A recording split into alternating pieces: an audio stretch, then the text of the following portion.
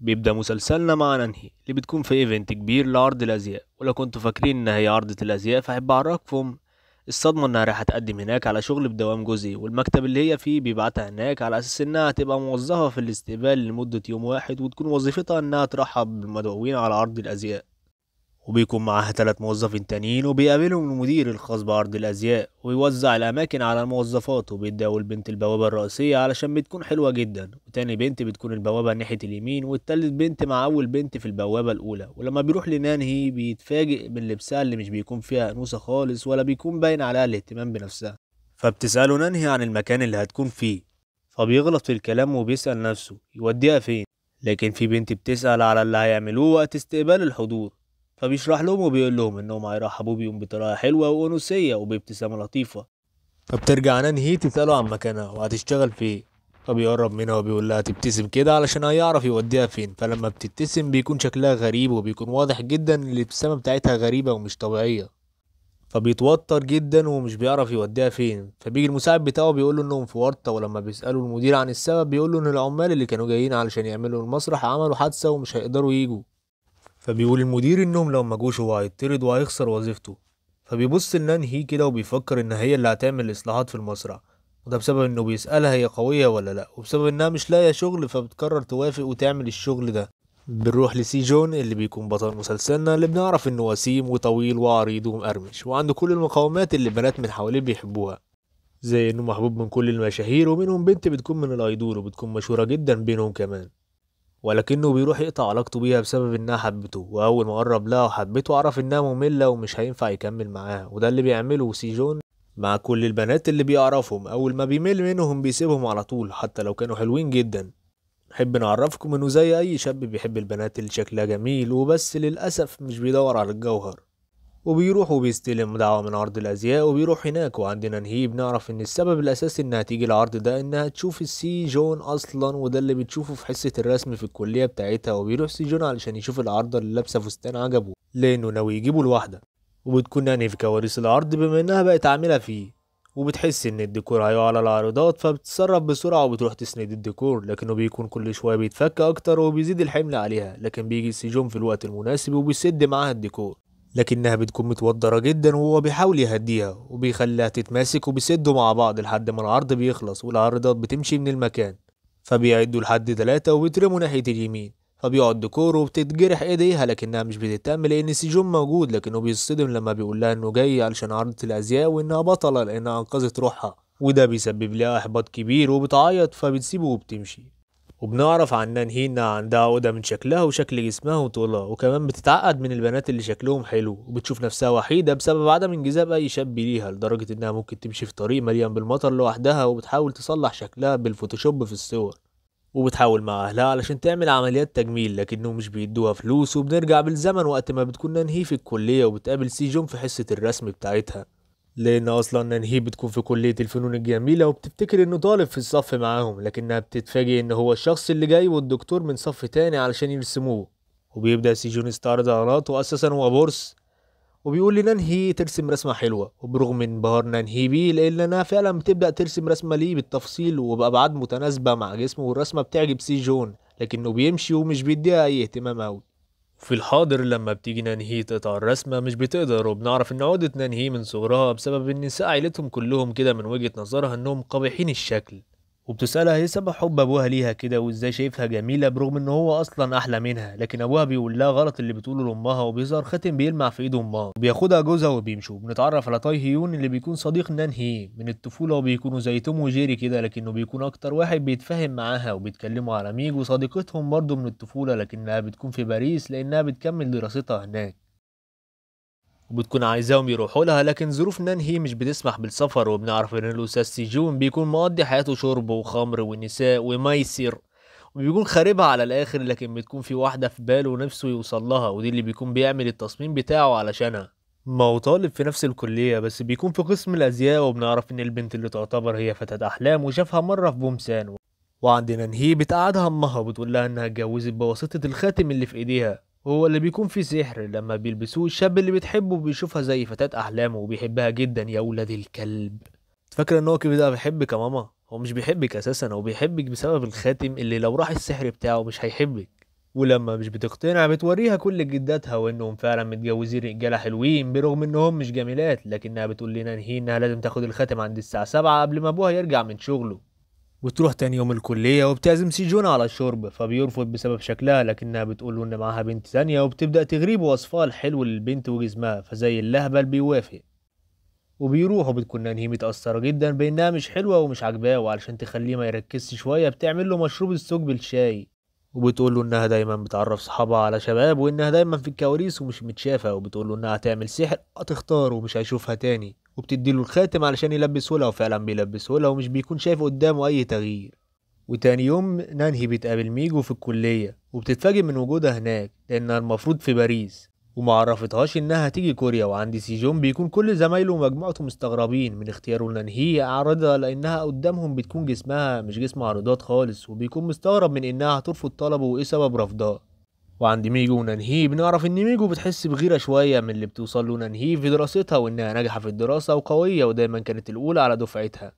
لكن في المقابل نانهي بتحس بالغيرة على إن ميجو أحلى منها وعندها جمال وكل الشباب بيحبوها وكل الناس بيحبوا يتقربوا منها، وبتقول لها يا ريتني كنت في نص جمالك. ولما بتسألها نانهي عن سبب نزولها من باريس بالسرعة دي بتقول لها إن مفيش حاجة وعادي جت تشوفهم يعني، وبتسأل ميجو عن مذكرة حمراء كانت لقيتها نانهي وهي أصلا بتاعت ميجو، وبيفتكر سيجون لما قابل ميجو قبل كده وده بيكون من 6 شهور، وبيكتب لها رقم وبيحط لها في المذكرة الحمراء وبيقول لها تتصل بيه وقت ما تحب يتعرفوا. وبتعرف نانهي سيجون شافها قبل كده في نمسان لكنها مش بتكون راحت هناك خالص، فبتقول لها امها انه اكيد شافها ده احلامه هناك. وبيبدأ فعلا يشوف نانهي على شكل ميجو، لكن نانهي بتعرفه ان اللي شايفها دي بيكون اسمها نانهي. وبيروح يكلمها وبيكون مصمم على انها تلبس التصميم بتاعه في مسابقة عارضة الازياء اللي عاملاها الكلية، وبيقول لها ان لو تصميمه ما عجبهاش هيستسلم ومش هيعرض عليها تاني. وبيعزمها سيجون على موعد، وبعد محايلات على امها علشان تخرج بالخاتم بتوافق، وبتقول لها انها هتروح اي مكان بعيد عن ابوها علشان ما يشوفهاش، وبتعرف ان ممكن ابوها يروح في رحلة شغل بره البلد لمدة اسبوع كامل، فبتفرح انها تخرج معاه كويس. ولما بيرن سيجون بتتخض نانهي، لكن الغريب انه بيسأل عن اسم ميجو، والاغرب ان نانهي بترد على انها ميجو، وبيروح يعزمها على الاكل في مطعم فاخر وعلى السينما، وكمان بيكون بيناديها بميجو، وبيسألها لو كل ده هيعجب نانهي ولا لأ. وقتها مش بتكون لابسة الخاتم أصلا، وبتعرفه إنه واخدها علشان يعمل بروف على تعامله مع نانهي اللي هي في الأصل وفي تخيله بتكون ميجو. وبيقول لها إن كل الرجالة بتحب البنات الجميلات، وكرد الجميلة في مساعدته بيروح يجيب لها كيلو تفاح كتر خيره والله. وبيكون بينقي التفاح الحلو من بره، فبتاخد هي منه الكيس وبتبدأ تنقي التفاح اللي فيه الحفر وبيبان وحش، لكنها بتقول إنه بيكون حلو وجميل. فبتأيد كلامها البياعة وبتقول له فعلا التفاح ده بيكون طبيعي وحلو جدا من جوه، بيكون حلو اكتر في الطعم عكس التفاح التاني اللي بيكون متعرض لكيماويات، وبتقول له انها هتختفي من حياته وان هي كده خلاص خلصت اللي هي عليها. وبتسيبه وبتمشي. وتاني يوم بتروح نانهي تدي لميجو المذكرات بتاعتها واللي بيكون فيها رقم سيجون، واللي بتقول لها ميهو انها ترن على واحد كانت شافته صدفة من 6 شهور، وفعلا بترن عليه لكنه مش بيرد وبيتجاهل الرقم. مش بتقول ميجو لنانهي على اسم صاحب الرقم، وبيعدي سيجون على الكلية فبيشوفهم واقفين سوا، وطبعا بيشوف الاتنين ميجو، فبيروح لنانهي وبيوديها نفس المطعم وبياكل نفس الاكل، وبيكون سعيد انه قابلها لانه شايفه اصلا ميجو. وبيبدأوا يقضوا وقت سوا بيركبوا عجل، ومن كتر سحره وبالملامح اللي شايفها بيقع بالعجلة، لكنه بيحاول يبين انه ما تأذاش، وكل البنات بتستغرب من وجوده مع نانهي لانهم شايفين ملامحها الحقيقيه. وبيروح بالليل يوصلها وبتقول له ان دي اول مره حد يوصلها للبيت وبتمشي الطريق ده مع حد، بيوعدها انه كل يوم هيوصلها للبيت وبيديها بيرفيوم بيكون بريحه الورد. وتاني يوم بيروح ابوها لرحله العمل وبيعرض تايهون على ننهي شغل بدوام جزء في اخر الاسبوع، وبيقول لها انهم هيطلعوا منه بفلوس كويسه، فبتوافق على طول. وبيبان تايون متضايق من وجودها مع سيجون، لكنه بيقول لها انه بسبب انه خايف يكسر قلبها بسبب ان سيجون بيحب البنات الجميلات بس وممكن يزعلها. وبيبدأ سيجون ياخد مقاسات نانهي علشان التصميم، لكنه بيتفاجئ من طولها وحجم وسطها لأن ميجو اللي هو شايفها بتكون أرفع وأطول. لكن نانهي بتحاول تغطي على الموضوع وبتسكته، لكنه بيقرب منها وبيعمل حاجة كده احنا ملناش دعوة بيها يا موهي.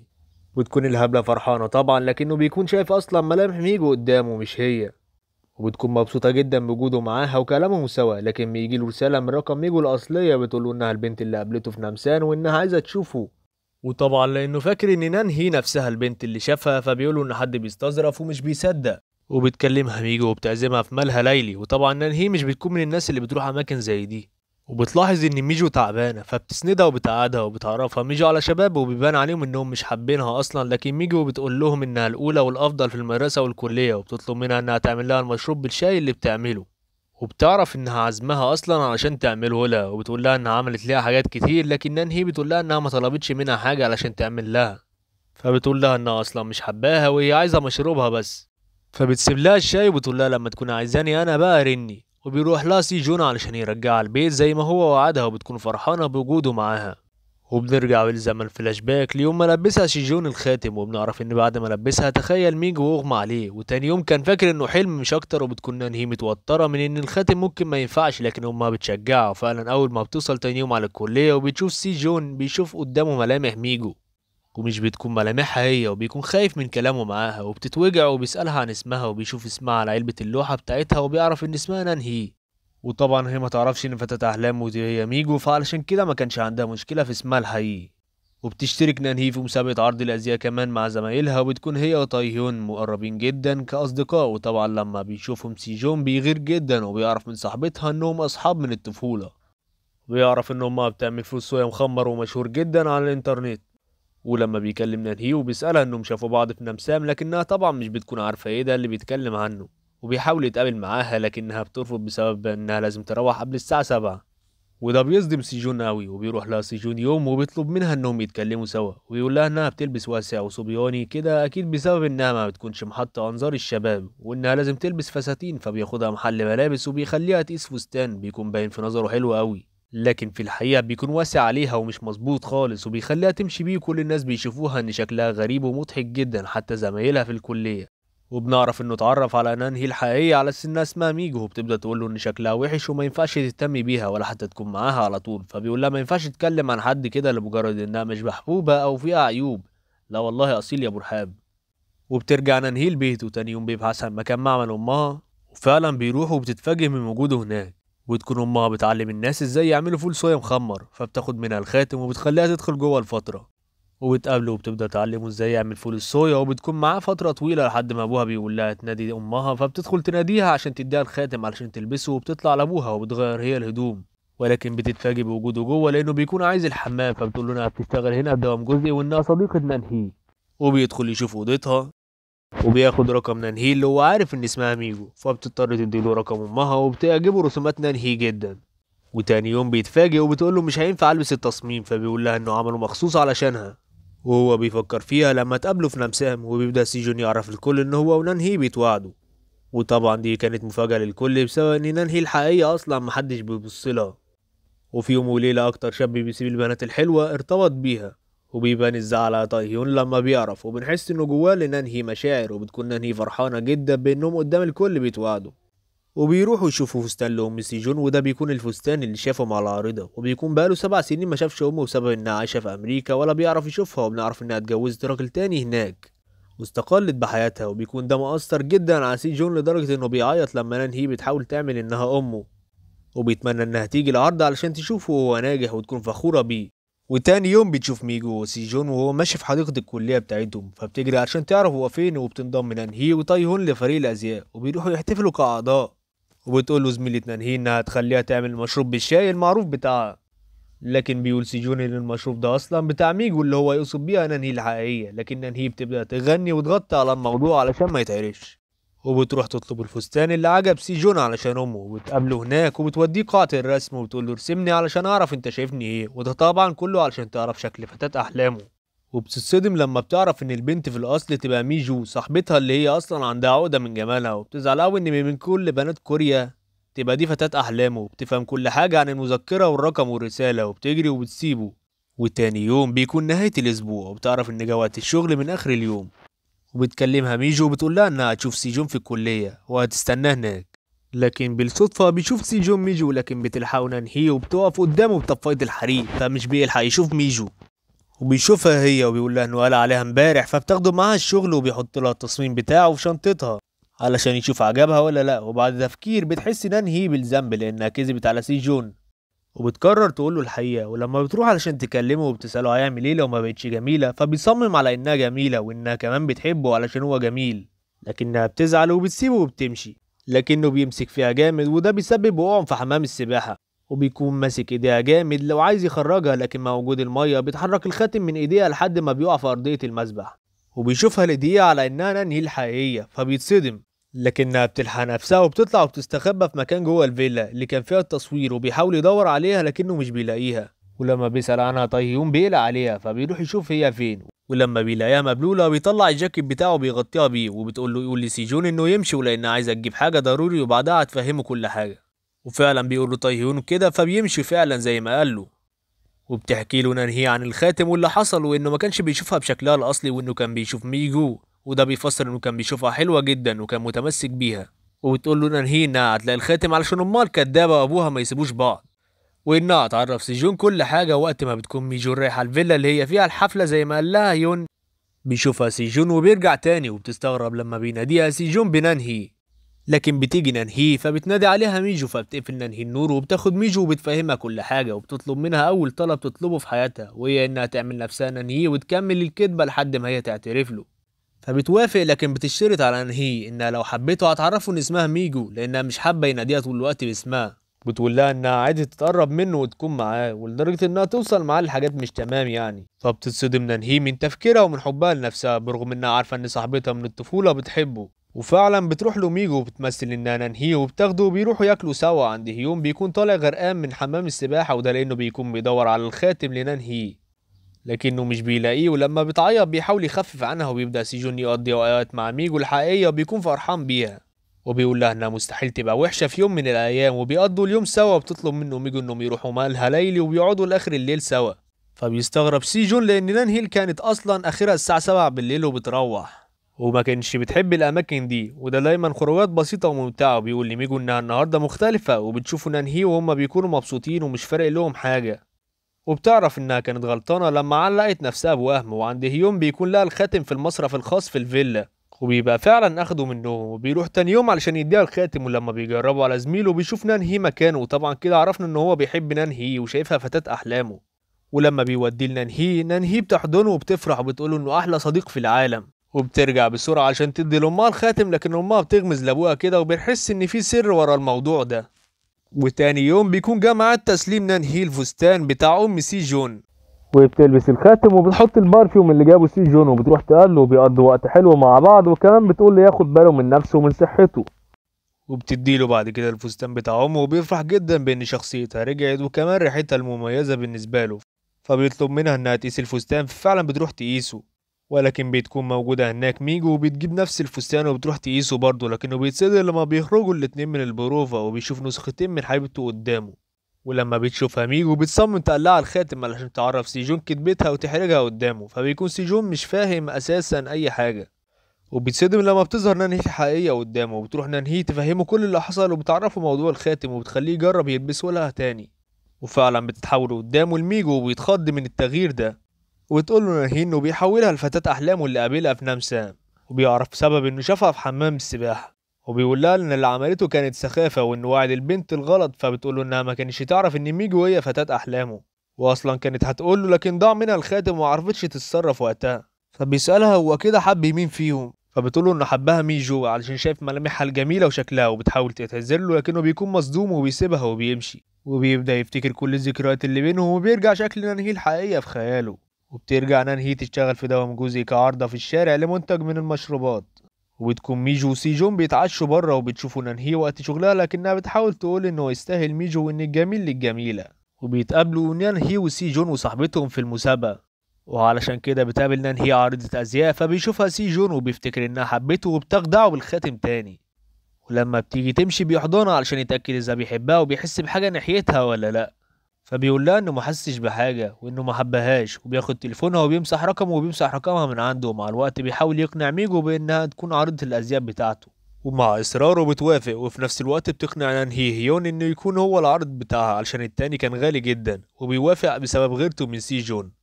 ولما بتكون نانهي بتاخد قياسات هيون بيدخل سي جون وبيكون متعصب بدون مبرر عليهم، وبيروح هيون مع نانهي علشان يتعشوا سوا، بيقول لها لما تجرب الخاتم بتاع امها كده، فبتسأله نانهي عن البنت اللي شافها وهل جسمها حلو وبشرتها حلوة وناعمة، فبيقول لها انه شافها هي، فبتصدم نانهي وبتعرف انه كده يعتبر تبقى هي فتاة احلامه، فبيقول لها انه من صغره كان بيشوفها عادية ولكن لما كبر بقى بيعرف يفرق وبقى عارف ذوق ايه في البنات. واختياراته بقت موثوق فيها، وبتقول له نانهي انها فعلا حبته في مرحلة الحضانة، لكن كانت بتحب اي ولد بيهتم بيها عادي، وبتبدأ تهزر معاه علشان الموضوع يعدي. لكن هيون بيصمم على انه فعلا بيحبها، ونظرته لها اختلفت عن صغرهم، وبتقول له انا اسفة ومش هتقدر، لكنه بيقول لها انا هستناكي، وانه الاحسن ترد عليه بعد عرض الازياء. وعند ميجو سي جون بيكون بيقيس عليها التصميم اللي نفذه، وبيكون بيشوف التعديلات اللي هتحصل، وبتسأله ميجو ليه لازم هي اللي تكون العارضة، فبيقول لها اكيد علشان هو صممه ليها، فبتقترح عليه يشوف اي عارضة تاني، لكنه بيكون مصمم عليها وفرحان تصميمه جدا ومش مركز قوي معاها. وبتجيله رسالة، وأول ما بيقراها وشه بيتغير وبيزعل وبيكسر تليفونه وبيمشي، ولما بتروح وراه بيروحوا مطعم علشان يشربوا فيه، وبتسأله عن سبب التصرف اللي عمله، فبيقول لها إن أمه مش هتحضر العرض، وإنها بعتت له قالت له إنها مش هتقدر تيجي من أمريكا. فبتستقل ميجو بالسبب، وحتى لو ما جاتش ما كانش ينفع يتصرف معاها بالطريقة دي، وإنه فيها إيه يعني لو أمه ما جاتش، وإنه مش صغير علشان يكون متعلق بأمه للدرجة دي، وبسبب برودها وجحودها ده بيكون متفاجئ سي جون وبيقول لها تنسى الموضوع. فبتزود الموضوع، بتقول له نتصرف بوقاحة معاها، وإن عرض الأزياء هيبدأ بعد يومين، وكانت مجبرة تعمله علشانه، وهو اللي صمم على كده، وبدل ما هو اللي يطمنها بيوترها، وبتقول له أنا مش عاوزة حد أواسيه، أنا عايزة حد ياخد باله مني وهو اللي يواسيني. وبرغم كده بيكون سي جون سلبي وبتأسف لها، لكنها بتزعل وبتسيبه وبتمشي، ولما بتنزل بتشوفها نان هي اللي بتكون في دوامها الجزئي وبتنادي عليها، لكنها بتسألها لو سي جون دايما غريب كده، فبتسألها ماله، لكنها مش بتلحق تسمع لها انها برضه بتمشي. وبيروح سي جون بيقعد لوحده في شارع ما فيهوش حد، وبيفتكر نانهي وهي بتحضنه وبيعيط، ولما بيجي يرن عليها بيفتكر انه مسح رقمها، فبتيجي نانهي وهي لابسه لبس الشغل، مش بيكون سي جون عارف انها هي، وبتحضنه وبتطبطب عليه، فبيبدأ يعيط فعلا، ولما بيحس بدموعه بيقوم وبيحس ان هي نانهي، فبيقول لها انه ما كانش محتاجها هي، وانه قال لها مش عايز يشوفها تاني في حياته. لكن نانهي بتقول له انها ما لقيتش القناع اللي على راسها حتى علشان ما يشوفهاش، وبتقول له ممكن يحكي لها وهي لابسه كده وما يخافش، ويفكر في الجميله نانهي اللي هي ملامح ميجو. فبيقعد وبيقول لها ان امه رفضت تيجي العرض لان ابنها التاني من جوزها ده مريض ومش هتقدر تيجي، فبتقول له انها مش هتيجي علشان هي واثقه فيه وفي قدراته، وانها مش خايفه عليه لانها عارفه انه هيعمل كل اللي عنده علشان ينجح. فبيقول لها انها وقت زعله وبينسى المنطق وبيشكرها وبيمشي، وبتقلع نانهي القناع وبتفضل تعيط على كره سي جون ليها. وبتبدأ البروفا العرض الأزياء، وبيكون صاحب سي جون هو العارض لصاحبة نانهي، والتاني حد بتكون ميجو. ولما بتدخل بتكون متوترة جدا وخايفة تتحرك، وبيبدأ يقول لها المنسق للعرض إنها تمشي، لكن مع أول خطوة بتاخدها بتبدأ تدوخ وبيغمى عليها، وبتيجي الإسعاف تاخدها، لكنها بتفوق، وبنعرف من هيون إن عندها حالة اضطراب القلق وبتخاف من أي أضواء وتجمعات، وده السبب اللي جابها من باريس. وبتتعصب على سي جون لان هو اللي اجبرها انها تطلع وهي كانت رافضه، ولما بتقول لها نانهي هي معرفتهمش ليه، بتقول لها علشان ما تحسش انها قليله ولا تحس بالخذلان من نفسها. وبتصمم على ان هيون يروح معاها لانها متعلقه بيه من صغرها، وبيوصي هيون سي جون يبقى العارض بتاع نانهي، ومع اصرار هيون بيوافق سي جون، وبيروحوا بسرعه علشان يجهزوه. فعلا بيلبسوا، وبتقول له نانهي انها تدور على عرضه تعرض له التصميم بتاعه. ولما بيخرج سي جون بيكون الكل مبهور بيه اكتر من التصميم، وده اللي بيخلي التصميم بتاع نانهي ما يتشافش صح برغم انه جميل وحلو. ولما بتدور نانهي على عارضة بيوقفها سي جون وبيقولها ان هي اللي هتعرض التصميم، ولما بتقول له انه مش هيناسبها لانه مصمم مخصوصا لميجو، بيقول لها ان هو كان بيتخيل ميجو ملامحها وجسمها، لكن كان بيصممه مخصوص علشان يليق على شخصيتها هي وافعالها وبساطتها ورقتها، وما كانش بيعدل علشان يليق على ميجو. وبتقتنع نانهي وفعلا بتروح تلبس التصميم وبتخرج، لكنها بتكون متوترة جدا، لكنها بتفتكر كلام سي جون، وانها لازم تعرف الكل ان التفاح السيء من بره حلو جدا من جوه، وانهم لازم يظهروا للناس الحلاوة اللي فيها. وبتكون نانهي شكلها مختلف عن الاهمال اللي كانت فيه الاول، وبتكون حلوة والتصميم لايق جدا عليها، لكن الحضور دايما بيسألوا من دي وازاي هي اللي هتعرض التصميم بوقفتها كده. لكن لما بتفتكر الكلام وبيثق فيها سي جون بتبدأ تتحرك وبتثق في نفسها لأول مرة، وبتعمل العرض كويس جدا، وبرغم ان نانهي ولا سي جون بيفوزوا، واللي بتفوز صاحبتهم التانية بيكونوا فرحانين ومش فارق معاهم حاجة. وبيقول لها سي جون انه هيروح لميجو، فبيجي لها احباط وزعل، لكنها بتفرح لما بيرجع وبيقول لها وهرجع لك تاني. وبتتقابل نانهي مع هيون وبتتأسف له، بتقول له انه يبقوا اصحاب احسن بكتير، وبيتقبل هيون كلامها، وبتعرف ان نانهي ان امها وابوها كانوا بيكذبوا عليها بخصوص ان ابوها حب امها بسبب الخاتم، لكن بيكون اصلا ابوها حبها زي ما هي ودايما شايفها بشكلها الطبيعي، وانها قالت لها كده عشان ما تحبطهاش وتستخدم الخاتم. وبيجي سي جون علشان يشوف فول الصويا اللي عملوا مع نانهي، وبيكونوا فرحانين جدا باللي عملوه، وبيعرض عليها الخطوبه خاتم تاني غير السحري، وفعلا بيلبسه لها، وبيقول لها ان اول بنت يكمل معاها شهر، وانها الوحيده اللي مسح رقمها ودور عليه تاني، وانها الوحيده اللي حب شخصيتها مش وشها، وبيرجعوا لبعض تاني، وبترجع علاقه هيون ونانهي وميجو تتحسن، وبتبعد ميجو عن سيجون وبتقول لها انا سابته ليها، وبيكون سيجون مصمم انه يرمي الخاتم لكنها بتجربه لاخر مره، بيكون شايفها هي بطبيعتها، ويقول لها ان بنتهم كمان هتكون حلوه ومش هتحتاجه. وتقول لنا الست نانهي ان كل شخص بيكون جميل بطبيعته واللي بيكون جواه، وانه عمرها ما كانت بالشكل. وكده خلصنا المسلسل، وما تنساش تحط لايك واشتراك، والسلام عليكم.